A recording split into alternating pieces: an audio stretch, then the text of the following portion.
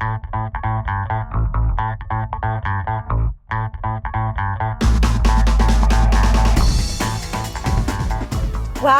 you guys, you inspire me so much. My teacher soul is glowing watching you mindfully practice your bee drill and vulnerably share your video and your questions on social media. I just wanted to assure you that the drills that we show you later in the week will be addressing many of your concerns and your questions. So stick with it, because your questions indicate that you're discovering missing knowledge and are now craving it. So your brain is acting like a vacuum, ready to suck new knowledge in. This is a powerful place to be for your learning, so you're on the right track. So here's our day 2 video, which starts with the essential technique for the drills, then explains the drills, plus a few juicy bonus clips at the end. Enjoy!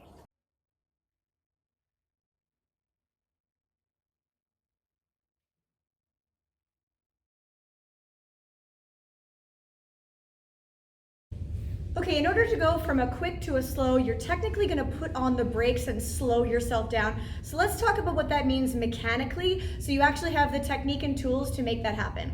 So as I go from my quicks into a slow, I want to be able to use the underside of my foot muscles, my toes, my arch, my ankle, my calf muscle, to be able to make sure that that rolling action doesn't happen all at once with flaccid ankles that just plop the heel down to the floor. And this is really, really sneaky. It's a lot of times that dancers don't even realize that they're doing it.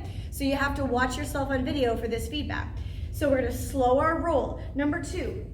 The second technique we're going to use to break is we're going to be rationing where our center travels over top of that foot. So instead of just taking my center at the same time as my foot, I'm going to leave my center behind. This bar represents where my center line of gravity is, and I'm going to reach my foot ahead of me and gradually bring that center over top of the foot eventually. So I'm controlling how fast I integrate my core over top of my foot. Many people are taking one whole step with their center over top, and it's causing you to arrive too fast, sit there, have a coffee, instead of actually being able to control dancing through the beat. So if you ever hear a teacher say something like, move through the beat, this is exactly what they're talking about. So number 2 was ration your center travel. Number 3 is dragging your trailing foot.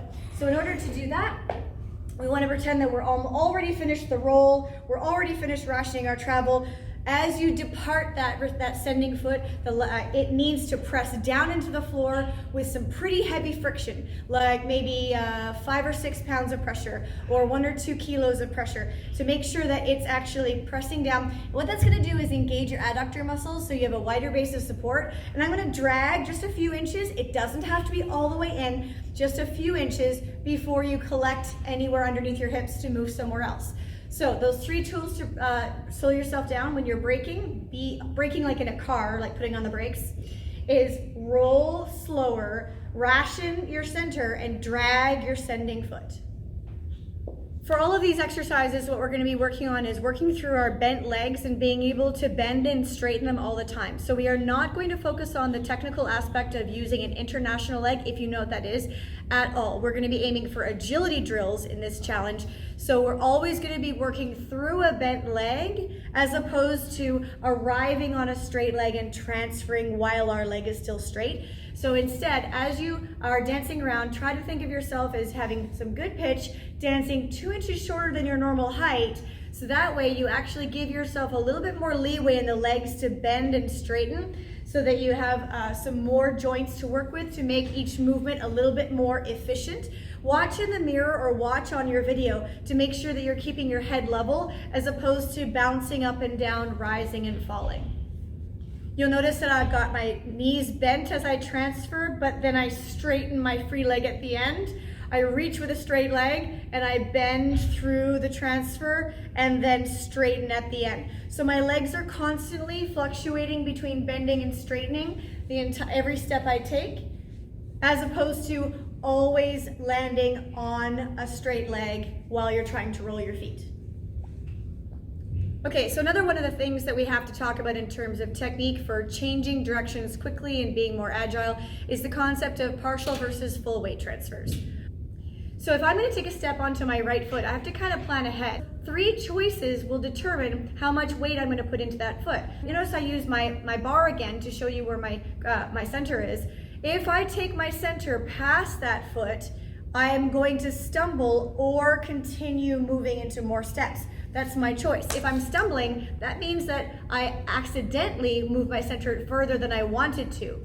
The next one is if I want to be stable, I'm going to make sure I only bring my center over far enough to make it over top of that foot and stable. I can always use my little kickstand here, pressing into the floor, in order to make that a little bit more balanced.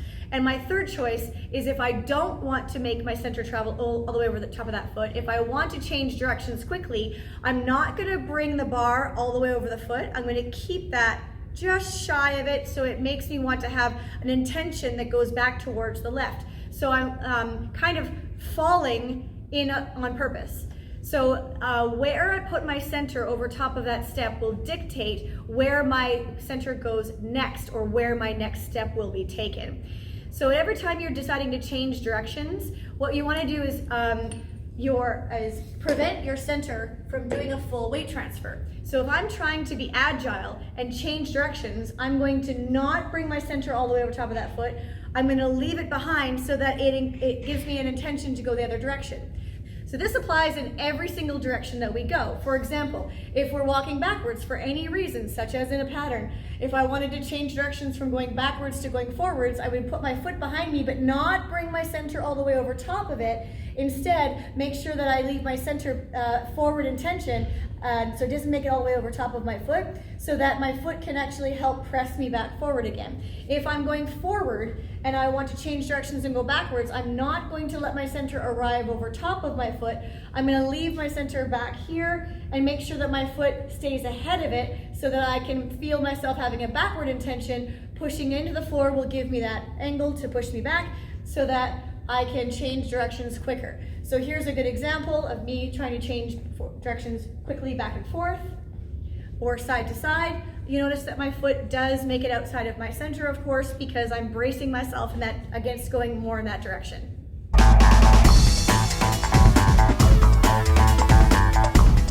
Okay, are you ready for your day 2 homework? Here we go. So what we're going to be doing is 3 different stages of the B drill. This time they always involve taking large steps, because when we magnify these techniques, we can always shrink them later, but what the magnification does is it helps us really zoom in on the techniques that are needed in order to produce this movement. So they're easier to identify, and then you train your muscles to do them so that they'll be ready when you want to do them faster or smaller. So the first step of the B drill is going to be doing large steps. So I'm going to make sure I'm 2 inches shorter, I have good pitch, I'm reaching out with my ankle to make sure that I'm using all that range of motion. So I love this one because it really forces you to extend your ankle and touch toe before ball.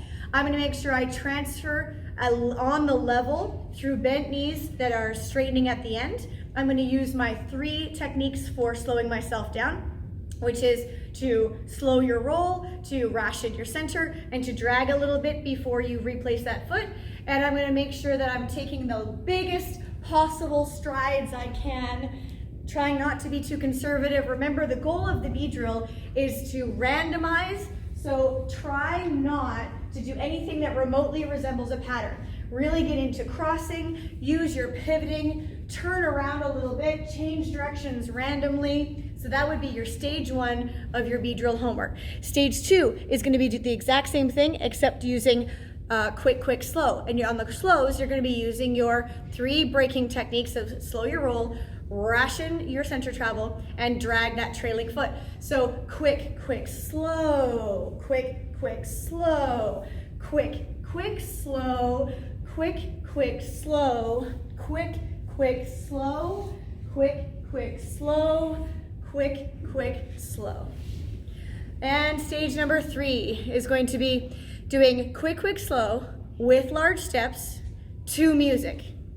Now what we're doing there is we're just adding another layer of having a tempo restriction. We're going to start adding more and more music in all the future challenges. I'm not going to play music right here because I really don't want this video taken down, but I'm sure that you have some that you can put on. Make sure it's under 90 beats per minute, just so that you have some time to really focus on all the techniques that you're applying into your drill.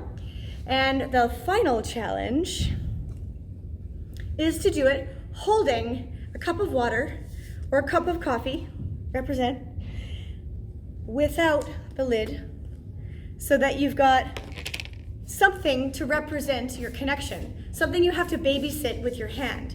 So by holding and managing this cup, this is making sure that I can isolate and manage and maintain decent control over that hand while I'm doing all these awesome techniques with my lower body. Now, if you're feeling really adventurous, you could always do this with red wine over white carpet, but that's a challenge you can decide to do on your own.